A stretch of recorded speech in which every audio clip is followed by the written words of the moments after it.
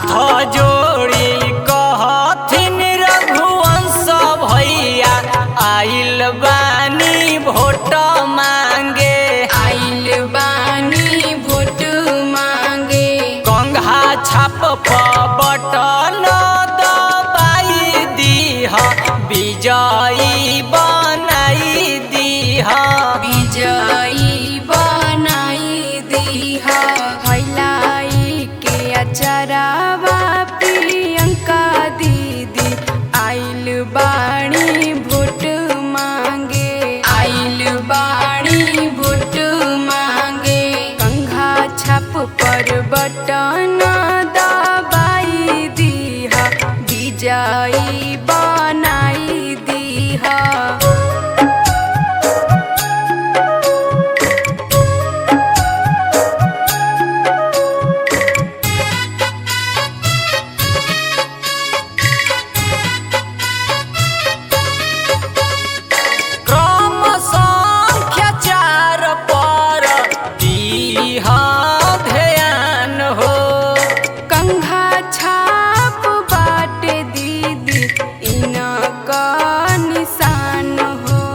पंचायत समिति सदस्य बनब की विजयी बनाई दीह।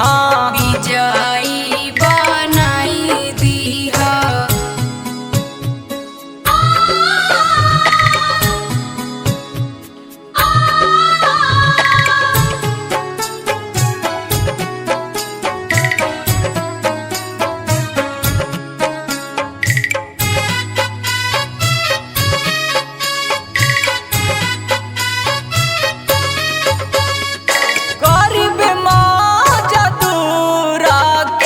रखेले ईमान जी करमा पंचायत के बढ़ाई दी है शान जी।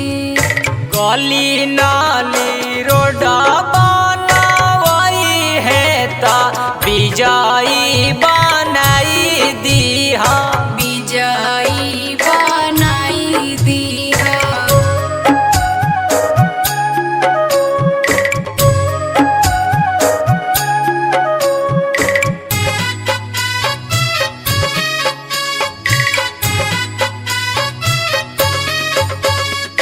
भैया रघुवंश जी के इहे बा सपनावा।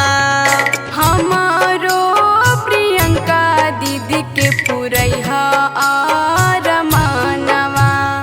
विजयी के माला पहनाई दीह इनके जिताई दीह। विजयी बनाई दीह। हाथ जोड़ी कहथिन रघुवंश भैया आइल बानी भोट मांगे। आइल बानी भोट मांगे। कंघा छाप बटन दबाई दीह विजयी बनाई दीह। विजयी बनाई दीह। भैलाई के अचरावा प्रियंका दीदी आइल बाणी भोट मांगे। आइल बाणी भोट मांगे। कंघा छाप पर बटन दबाई दीह विजयी